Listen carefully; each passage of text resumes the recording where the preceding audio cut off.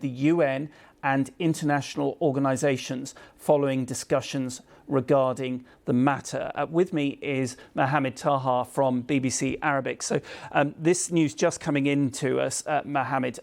The issue we know is the coordination between the UN and Israel to get the aid in, and it does seem like there have been some discussions between the UN and Israel over this. Indeed, there is, because it's the first time for 5 months to understand that Israel would allow the UN to do any rule related to the aid. Since they founded the Gaza Humanitarian Foundation, they did not allow the UN to operate. There were 6,000 trucks for the UN in Jordan and Egypt that Israel did not allow to enter Gaza. But I just need to comment, Nikki, on the 3 areas that you just mentioned: Al-Mawasi, Deir al-Balah, Gaza. I was sitting in this chair 2 days ago saying there is a ground operation in Deir al-Balah.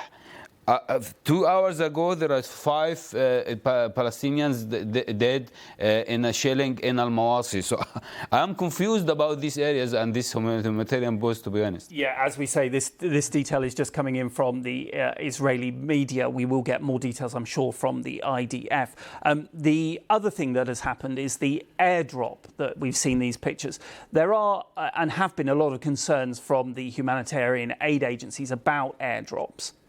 Indeed, it is a safety issue. The Palestinians, this happened before because of airdrops, because there is no clarity where these airdrops would be dropped, in which areas, and how big are the packages is causing a threat. And also, the Israeli forces said they are dropping flour and sugar, and the most needed thing at the moment is the milk, baby's milk. There are 100,000 Palestinian children are facing malnutrition. We saw these skeleton babies that really need that milk. So we can see things are moving on, and I think in the coming hours the Palestinians might hear more good news.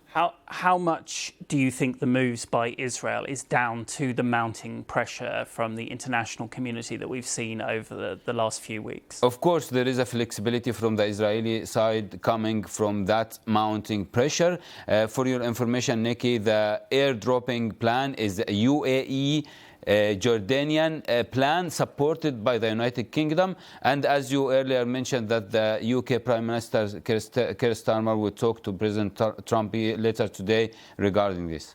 Where are we on the ceasefire talks? Because we know that Israel withdrew its negotiators, and President Trump seeming to say that Hamas didn't want a ceasefire. Is there any prospect of those talks resuming and continuing?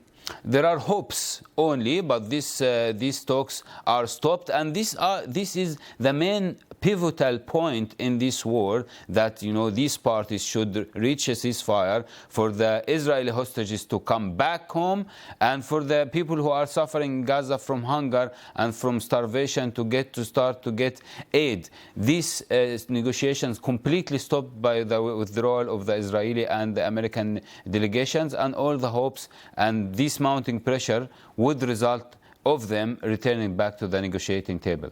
Mohamed Taha from BBC Arabic, as always, thank you very much for your time. A reminder that we do have a live page up and running with the very latest information. As I say, we're getting those reports that the IDF has announced a 10-hour daily humanitarian pause in densely populated areas of Gaza. That at the moment being reported on Israeli media. We will, of course, get the latest on our live page. You can find that on the BBC News website and